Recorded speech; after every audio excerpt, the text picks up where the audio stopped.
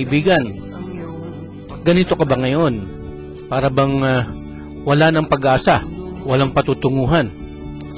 Pagod na? Suko na? O namumuhay ka ng buhay na marangya, busog at walang problema? Nais mo bang lalong magkaroon ng kabuluhan ng iyong buhay? Kung gayon, sumama o sumali ka sa amin. Dito, saan ka man nakatira, malayo man, malapit, mayroon tayong magagawa. Maaari ka naming matulungan at lalong maaari mo kaming matulungan. Mahirap man o mayaman, may tiyak na gagampanan. Sabi nga ng iba, huwag naman na para bang hinihintay na lamang natin ang pagkuha sa atin ng Panginoon. Wala na tayong pakinabang at pabigat na lamang. Hindi totoo yun. Sa ganitong kalagayan, ako at ang karamihan sa atin ay nalulungkot, ngunit kung iisipin natin ay hindi pala ganon. Tayo palang mga elders at senior citizen ay pinagpala. Blessed pala tayo. Mayroon palang katangian tayo na hindi maangkin ng sino man, liban sa mga katulad din natin. Una, tayo ay may karunungan o wisdom, at dahil nga sa karunungan ito ay napalaki natin ang ating mga anak. Karamihan pa nga sa kanila ay napagtapos natin sa pag-aaral. At ang mga tagumpay na ito ay dahil sa ating mga natutunang karunungan. Sabi nga sa Biblia, wisdom comes with age, o ang karunungan ay natatamo ng may mga edad. Ang ikalawang katangian natin na medyo mahirap hanapin sa pamumuhay ng pangkaraniwang tao na dinaanan din natin ay ang pagkakaroon natin ng mahabang panahon upang gugulin sa paglilingkod sa ating kapwa.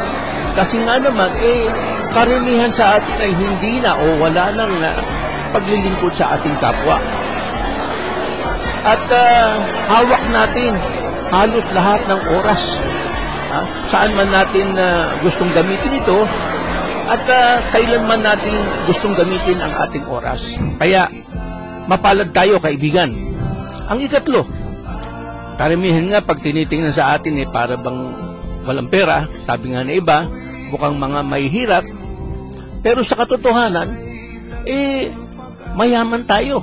Hindi man sa cash, ika nga, karamihan sa atin ay nakatira sa kanya-kanyang tahanan. Ang totoo nga nakikitira lamang sa atin ang ating mga anak.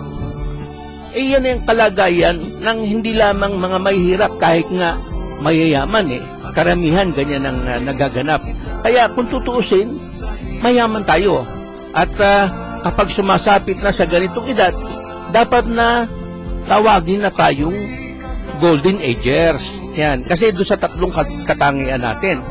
Kaya nga, imbis na karamihan sa atin ay nalulungkot, katulad ng nakita natin doon sa mga unang kaibigan natin, dapat taas at dapat nating ipagmalaki na tayo ay mga golden agers. At muli, ipagpatuloy natin ang lahat ng pagkilos at pagtulong sa kapwa. Huwag tayong mag-retire sa ating mga sarili at kapaligiran. Humanap tayo ng ating mga ka-golden agers, makipagbalitaan at tumulong sa mga walang gaanong kakaya ng mamamayan at ka-golden agers, tulungan natin. Inaanyahan namin kayo na dumalo sa ating mga monthly medical mission.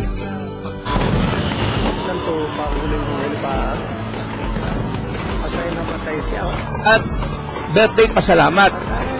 At kasama pa nito ang fun day activity na ginaganap buwan-buwan.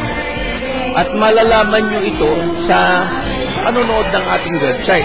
Oo nga pala, sa buwan na ito ay gagawin sa July 30. July 30, 2011 sa Botanical Park, Barangay Addition Hills, Mandaluyong. At dito mapapanood nyo muli ang kasiyahan na naibibigay ng bawat isa sa atin at sa ating kapwa. Hindi natin alam kung ilan ang magse-celebrate ng kanilang birthday dahil biglaan din naman.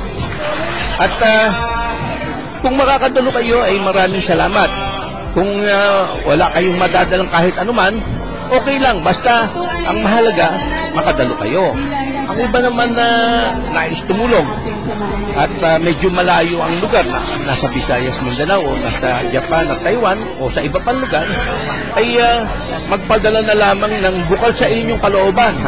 Ito ang ating account number sa PNB at ipiprint natin. Okay? Mababasa nyo sa inyong screen. Matatala ito sa ating website. Kayong lahat ay papapanood ninyo sa ating video. Sa mga dadalo, tumawag lamang sa PLDT number 4030-490 at hanapin ako, si Bert Miranda po, at ang Ampil. Okay? Kita-kita tayo. Sige po, mga kaibigan. Salamat po. Hanggang sa susunod.